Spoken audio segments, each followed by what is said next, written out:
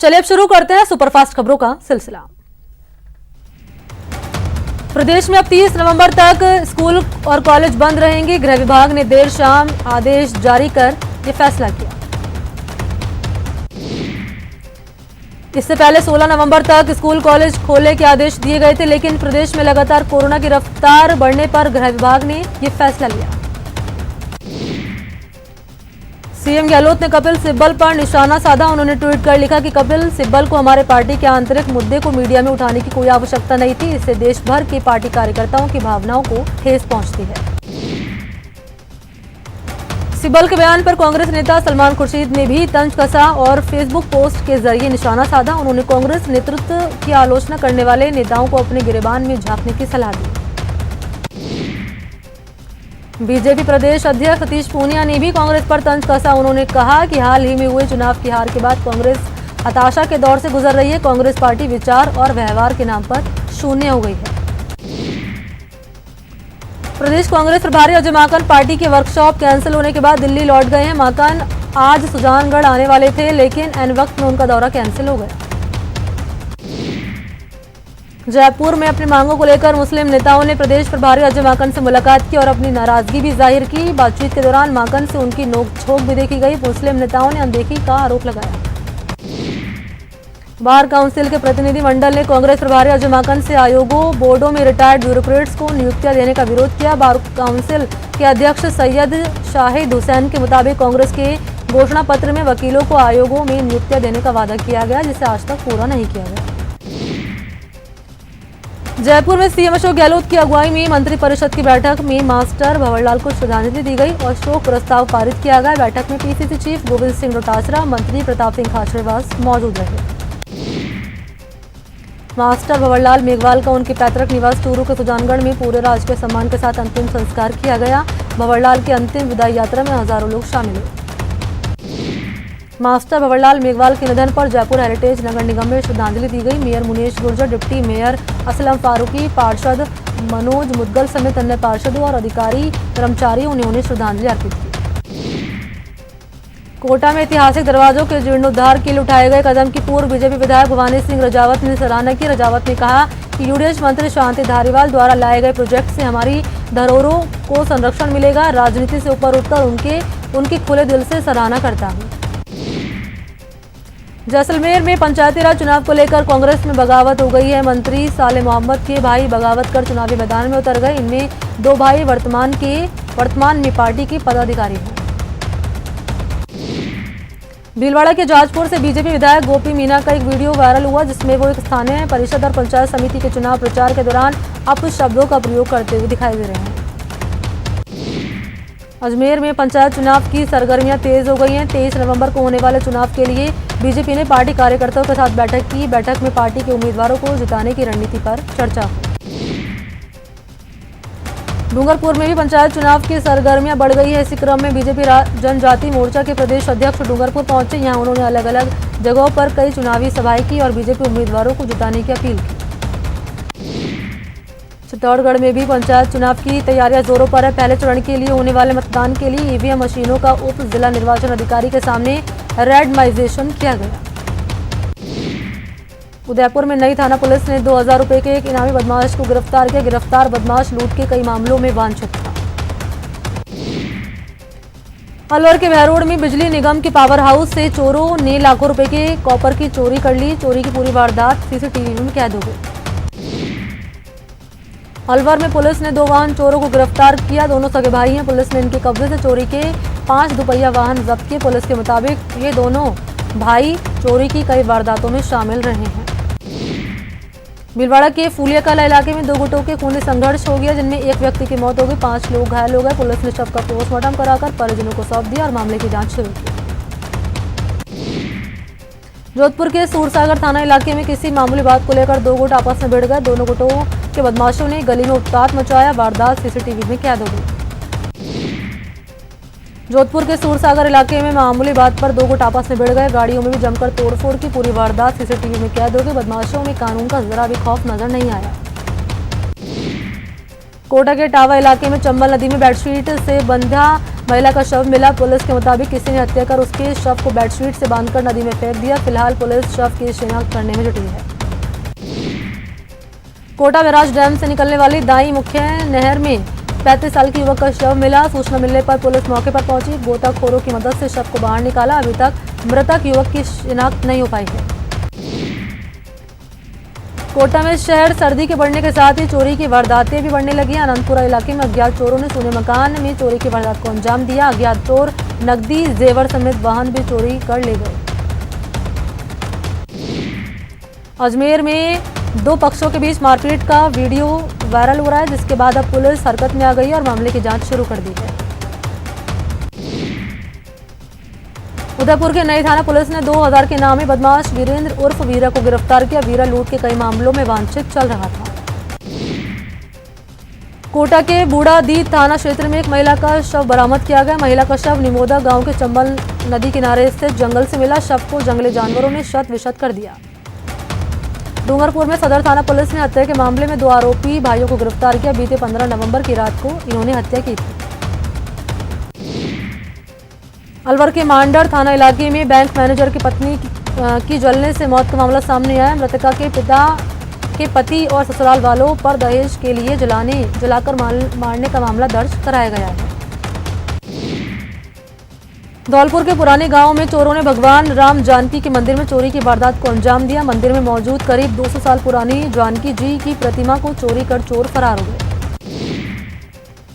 उदयपुर में पुलिस ने special task force के साथ मिलकर 6 लाख के नकली नोट जब्त किए। स्पेशल टीम को सूचना मिली कि हिंद पराठा सेंटर पर कार्य करने वाले सद्दाम खान और उसके साथी आमीन के पास बड़ी मात्रा में नकली नोट जब्त किए गए हैं। अलवर में चोरों ने बैंक से रुपए नहीं बल्कि बैंक के अंदर रखे पिस्तौल को चुरा लिया। चोरी की घटना कोतवाली थाना अंतर्गत महल चौक स्थित स्टेट बैंक ऑफ इंडिया की पुलिस अब चोरों की तलाश में जुटी है। भरतपुर में बाइक को बचाने के चक्कर में एक टेम्पो पलट गया। हादसे में टेम्पो पर सवार 5 लोगों की मौत हो गई। सभी को इलाज के लिए भेज दिया अस्पताल में। OLX पर विज्ञापन देखकर लोगों के साथ ऑनलाइन ठगी करने वाले के खिलाफ भरतपुर में पुलिस ने अभियान चलाया और 5 आरोपियों को गिरफ्तार किया। ये लोग किसी ठगी की योजना बना रहे थे। उदयपुर में सड़क हादसे में घायल युवक की इलाज के दौरान मौत हो गई। हाईवे पर हुए इस हादसे में गंभीर रूप से घायल युवक को अस्पताल भर्ती करा दिया, जहां उसने दम तोड़ दिया। उदयपुर के नई थाना इलाके में सड़क हादसे में 2 चचेरे भाइयों की मौत हो गई। हादसा नया खेड़ा गांव के पास हुआ, जहां एक कार ने बाइक को अपनी चपेट में ले लिया।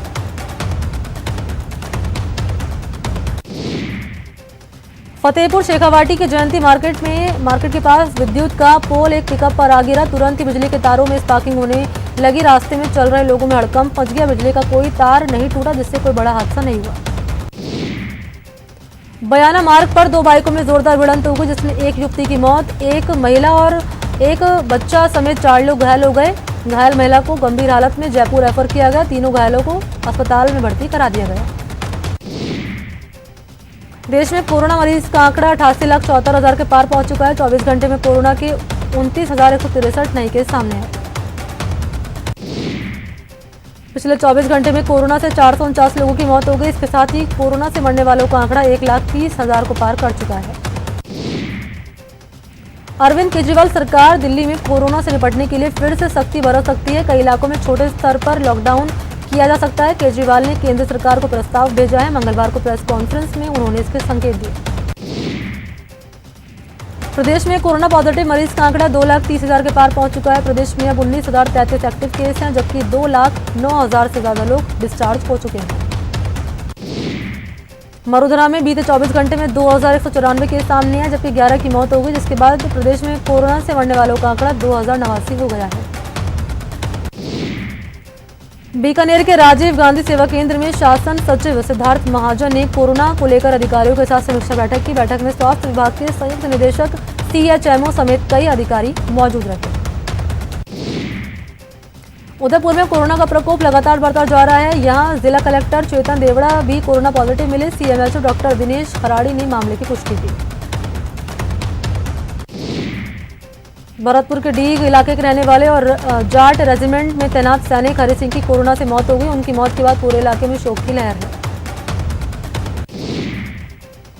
जोधपुर में कोरोना संक्रमण एक बार फिर से चरम पर पहुंच चुका है। शहर के एसएन मेडिकल कॉलेज के 2 बड़े अस्पतालों में कोरोना वार्ड के बेड फुल हो चुके हैं। डॉक्टरों के मुताबिक दीपावली फेस्टिवल के चलते अस्पतालों में मरीजों की संख्या 3 गुना बढ़ चुकी है। जोधपुर में कोरोना के बढ़ते केस के बीच जिला कलेक्टर इंद्रजीत सिंह ने शहर के कोरोना अस्पताल का दौरा किया। उन्होंने मथुरा दास माथुर अस्पताल और महात्मा गांधी अस्पताल का दौरा किया।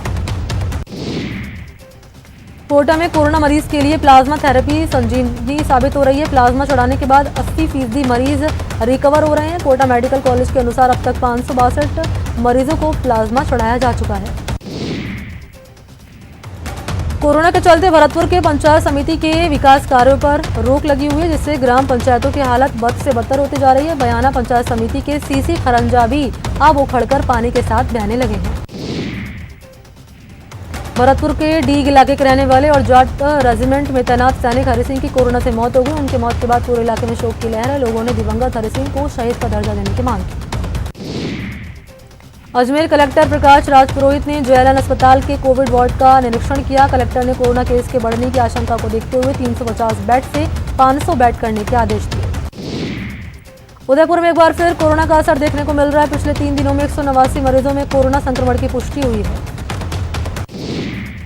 बीकानेर में बढ़ते कोरोना मरीज को ऑक्सीजन की कमी ना हो, इसके लिए सरकार के साथ साथ शहर के भामाशाह भी सहयोग कर रहे हैं। शहर की कई संस्थाओं ने पीबीएम अस्पताल प्रशासन के आग्रह पर ऑक्सीजन सिलेंडर के साथ अन्य उपकरण भी भेंट किए। अजमेर में कोरोना के बढ़ते मामलों को लेकर पुलिस अधीक्षक कुंवर राजदीप सिंह खुद सड़कों पर उतरकर व्यवस्थाओं का जायजा लिया। उन्होंने अजमेर दरगाह बाजार और पुष्कर के वराहा घाट चौक से ब्रह्मा मंदिर तक बिना मास्क सामान बेच रहे दुकानदारों का चालान काटा। नो मास्क नो एंट्री अभियान के तहत अजमेर में मास्क लगाओ अभियान चलाया गया। कोरोना से बचाव के लिए लोगों को जागरूक किया गया और मास्क बांटे गए।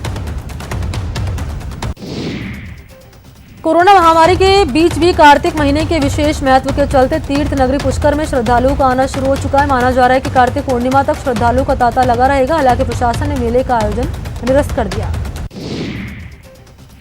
बीकानेर में दिवाली के बाद रसिक शिरोमणि मंदिर में राजघराने की तरफ से अन्नकूट का भोग लगाया गया। हालांकि कोरोना के चलते थोड़ी परेशानी जरूर है। भरतपुर में गुर्जर आंदोलन को खत्म हुए एक हफ्ता बीता कि जाटों ने आरक्षण की मांग को लेकर फिर से बिगुल बजा दिया। कल पथैना गांव में जाटों की महापंचायत होगी, जिसमें आंदोलन की रणनीति तय की जाएगी। सवाई माधोपुर में विकेश मीणा हत्याकांड मामले को लेकर सांसद किरोड़ी मीणा और आला अधिकारियों के बीच बातचीत हुई, जहां मांगों को लेकर सहमति बनी। पीड़ित परिवार को आर्थिक पैकेज दिया जाएगा। वहीं हत्यारों की जल्द गिरफ्तारी की बात भी कही गई है। जयपुर में फीस की मांग को लेकर 8 दिनों से धरने पर बैठे निजी स्कूल संचालक आर पार की लड़ाई के मूड में आ गए। प्रदेश के सभी जिलों से आए निजी स्कूलों के प्रतिनिधियों ने 2 दिनों से मांग पूरी न किए जाने पर उग्र आंदोलन की चेतावनी दी। प्रदेश के निजी स्कूल संचालकों का विरोध जारी है। Forum of private school of Rajasthan के बैनर तले निजी स्कूल के संचालकों का धरना जयपुर में 8वें दिन भी जारी रहा।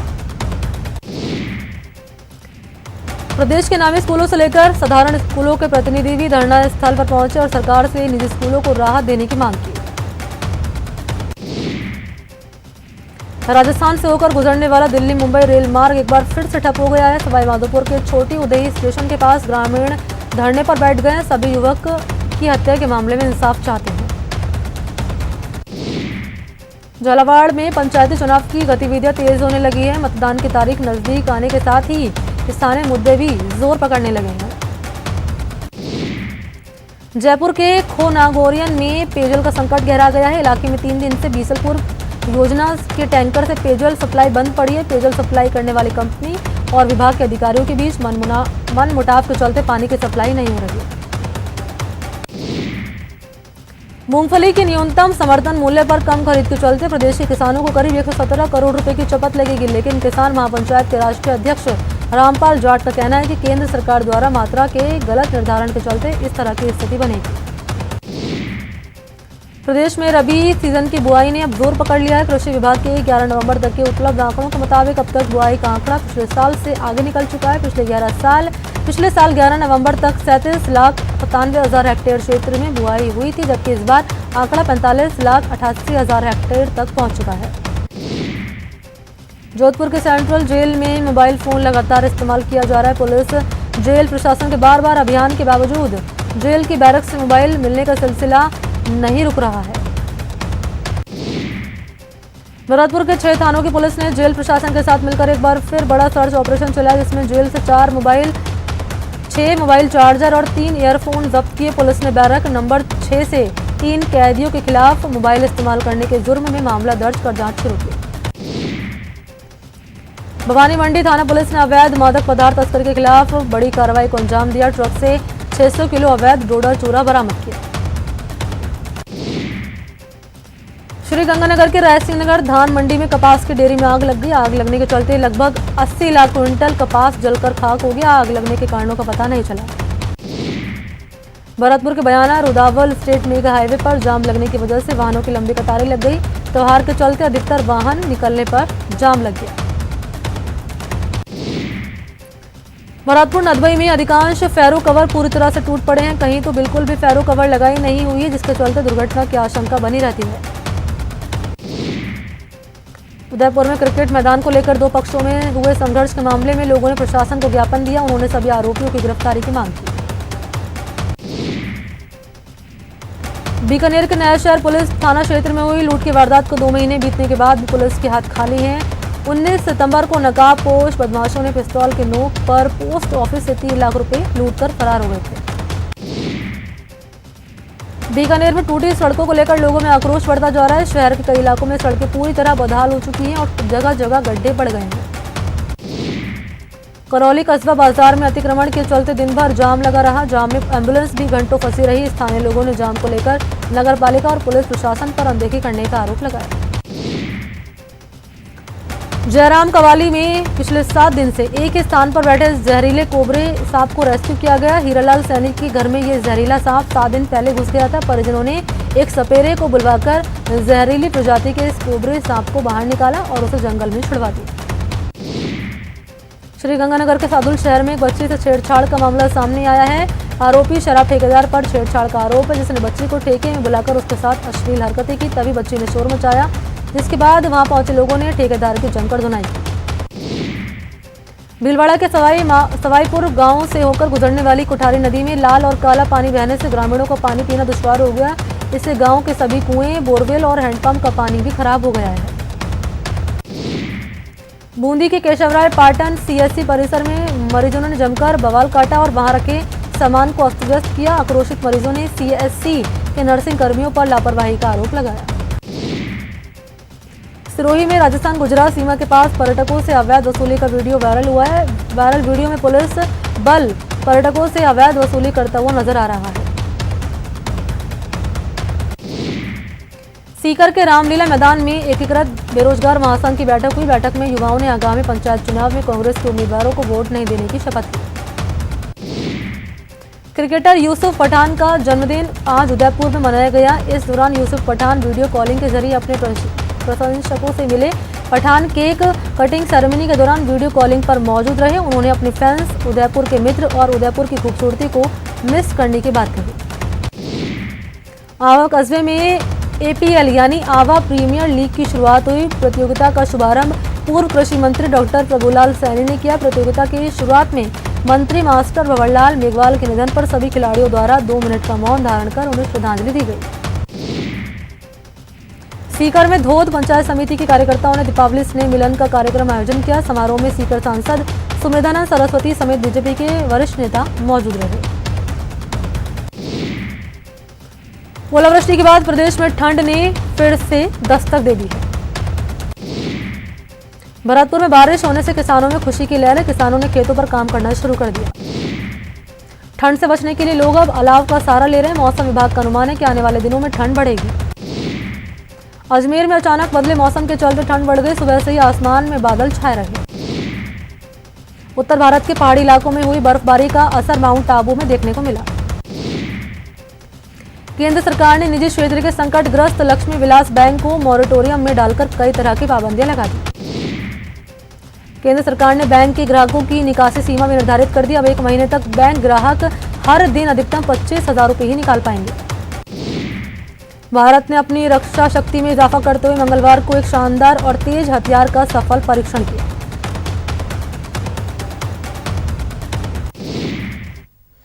तो चलिए इसी के साथ बुलेटिन में इतना ही। नमस्कार।